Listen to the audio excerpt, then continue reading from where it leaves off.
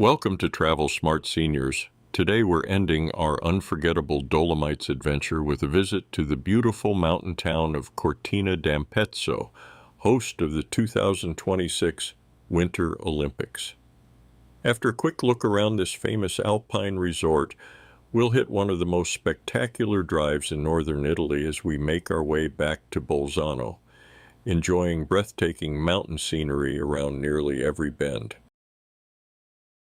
After wrapping up 4 wonderful days at Lago di Braias, we climbed back into the car for the scenic 1-hour drive to Cortina d'Ampezzo. The drive to Dobbiaco was fairly uneventful, but once we turned south toward Passo Cimabance, the road began to climb into the mountains. As we crossed the pass and started the descent toward Cortina, the scenery became even more dramatic and the road a bit twistier, but nothing too challenging.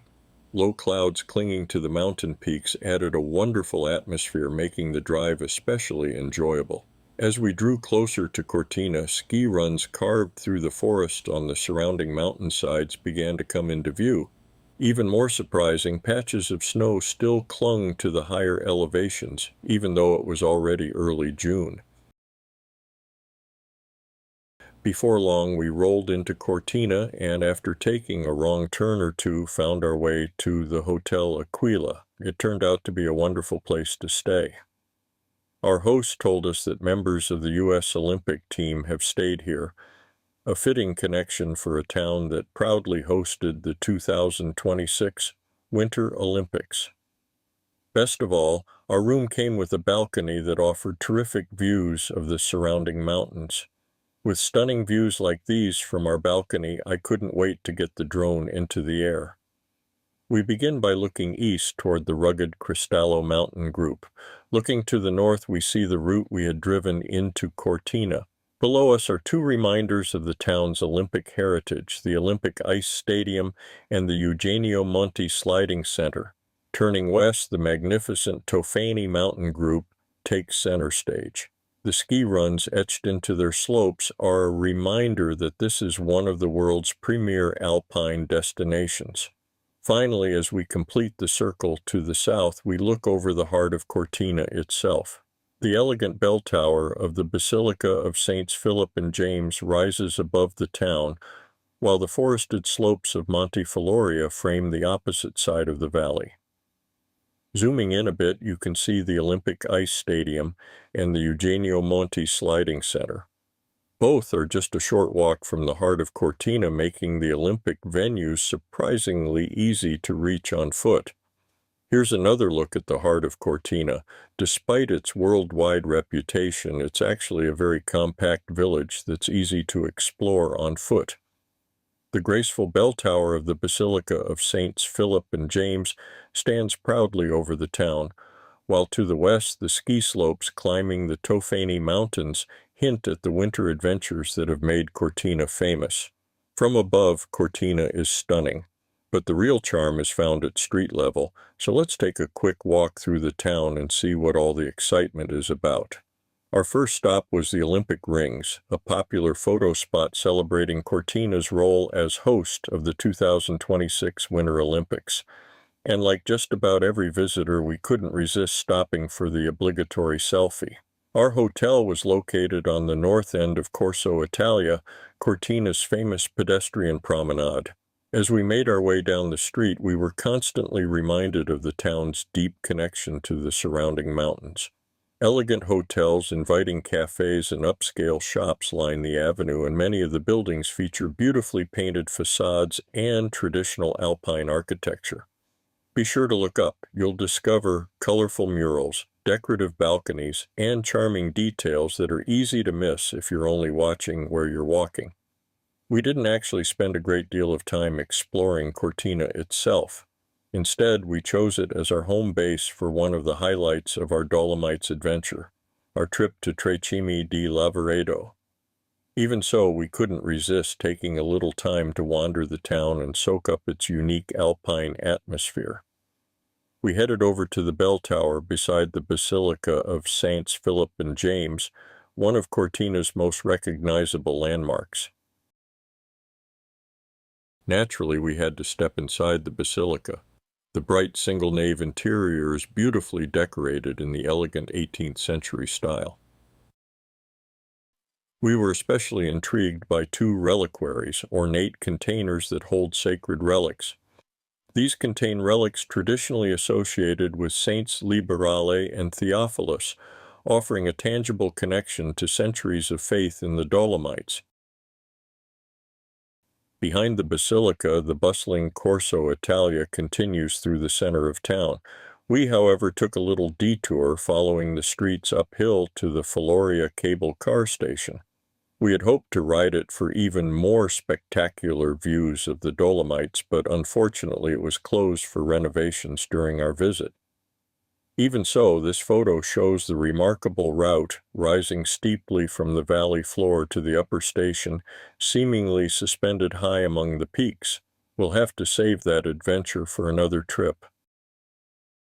As evening settled over Cortina, it was time for dinner. The restaurants along Corso Italia were buzzing with activity, and with so many excellent choices, finding a great meal was easy. With that, we settled onto our balcony one last time to soak in the magnificent mountain views and watch as daylight slowly gave way to dusk. Cortina proved to be the perfect base for our Tricimi adventure, and we left with wonderful memories, and one more reason to return to the Dolomites someday. The next morning, it was time to head back to Bolzano. We had a choice of two routes, each taking about 2 hours. One followed the main roads through Dobbiaco and Brixen. The other wound its way through some of the most spectacular mountain scenery in the Dolomites. Guess which one we chose? We begin our journey on SS 48 heading toward Passo Falzarego, part of the legendary Great Dolomites Road. This road was built in the early 1900s to showcase the dramatic beauty of the Dolomites. Shortly after leaving Cortina, the road climbs quickly into the mountains, winding through a series of sharp hairpin turns. Progress slows occasionally as large buses carefully negotiate the tight curves, but that simply gives us more time to admire the spectacular scenery unfolding around us. As we climbed away from Pocol, an incredible wall of limestone rose in front of us. This is the Tofani Massif, one of the crown jewels of the Dolomites. The rugged pinnacle in front is Punta Ana. Turning onto SP 24 toward Passo Valparola, we were greeted by a breathtaking sight. Towering directly ahead was Monte Lagazuoi Piccolo, and high above us, a cable car glided gracefully down the mountainside from the summit station. A few miles later, we crossed the summit at Passo Valparola and began our descent into Val Badia, one of the Dolomites' most picturesque alpine valleys. Every bend in the road revealed another breathtaking panorama of green meadows, charming villages, and towering limestone peaks. As we descended toward Val Badia, an entirely new mountain panorama opened up before us. On our right rose the rugged peaks of the Fanes group, including Piz Contarini's and Piz Lavarella, both towering over 10,000 feet. Every bend in the road revealed another breathtaking view of these magnificent limestone giants. Towering limestone peaks still loomed ahead of us as we finally reached the beautiful Val Badia. Soon afterward, we arrived at Armentarola, where we were surprised by the number of ski resorts, chairlifts, and gondolas scattered throughout the valley.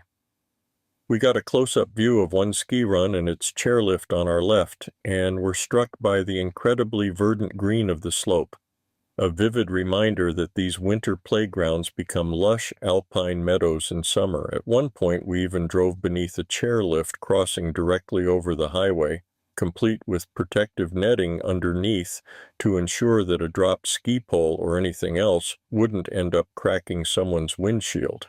Now, did I mention we were traveling on a Sunday? That meant the roads were especially popular with motorcyclists. Throughout the day, we encountered group after group enjoying these legendary mountain roads. This one was particularly impressive. There are 31 motorcycles in the group. Go ahead, see if you can count them all. Oh, and let's not forget the bicyclists. We saw plenty of them too, grinding their way up these legendary mountain passes. The rest of the drive through the valley was fairly easy, and before long we passed through the charming villages of Corvara and Colfosco.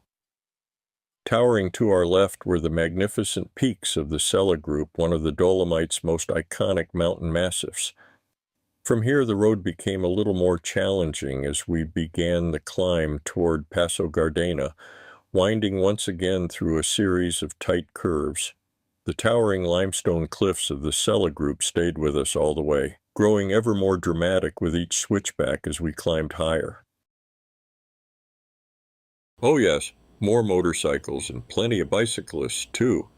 They added another challenge to the drive. On the steeper sections, we often found ourselves climbing at bicycle speed until there was a safe opportunity to pass on the narrow mountain road. Of course, nobody seemed to mind. With scenery like this, slowing down was hardly a hardship.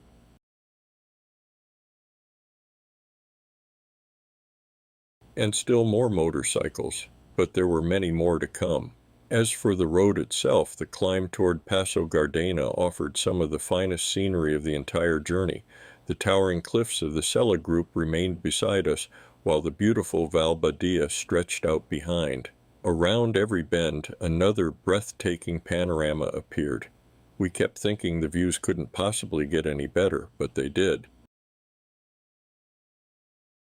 Cyclists were a recurring theme throughout the drive, and fortunately there were plenty of turnouts where we could pull over, stretch our legs, and comfortably soak in the spectacular scenery. Passo Gardena sits at an elevation of 7,000 feet, and as we climbed higher, the views back over to Val Badia became more and more breathtaking. Looking behind us, the valley stretched into the distance beneath a sea of towering Dolomite peaks, a panorama we'll never forget. As we reached the summit of Passo Gardena, we found several mountain huts and cafes, perfect places to stop for a drink, a snack, or simply to enjoy the view. The motorcyclists certainly seemed to know that, as the parking areas were filled with bikes and riders taking a well-earned break. Watching the motorcyclists come and go was an attraction all by itself. Riders from all over Europe gathered here, swapping stories, admiring each other's bikes, and taking a well-earned break before tackling the next mountain pass. It's easy to see why Passo Gardena has become such a favorite destination for motorcycle enthusiasts.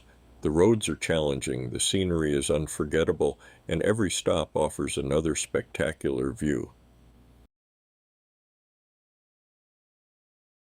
As we began our descent from Passo Gardena, the scenery somehow became even more spectacular. Every glance, whether ahead of us or back toward the summit, revealed another breathtaking panorama.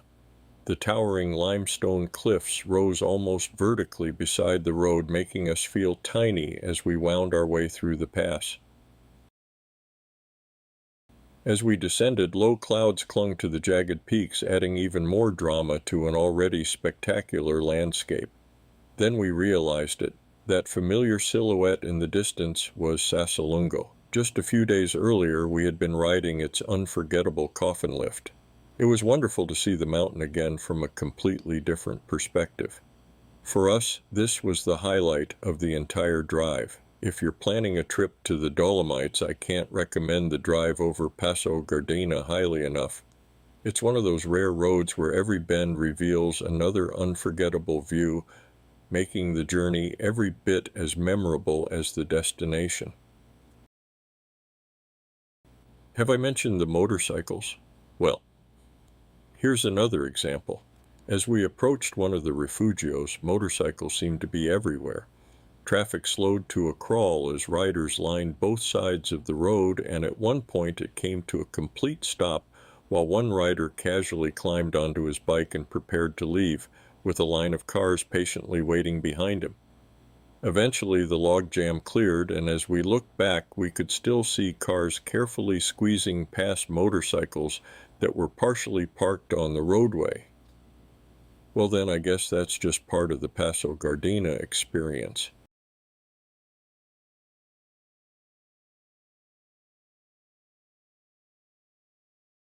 After that little holdup, we finally descended toward the valley floor. Once again, ski runs carved their way across the hillsides, all beneath towering peaks still shrouded in low clouds. It's hard to imagine what this drive must be like in the middle of winter, with these slopes blanketed in snow and filled with skiers. Before long, we rolled into the village of Selva di Val Gardena, just northeast of Ortiz, where our unforgettable journey over Passo Gardena came to an end. From here, it was a straightforward drive back to Bolzano on the main highways, and I'm pretty sure you don't need to watch us cruise down the Autobahn. Thanks for coming along on one of the most spectacular drives we've ever experienced. We hope you'll join us again for another adventure.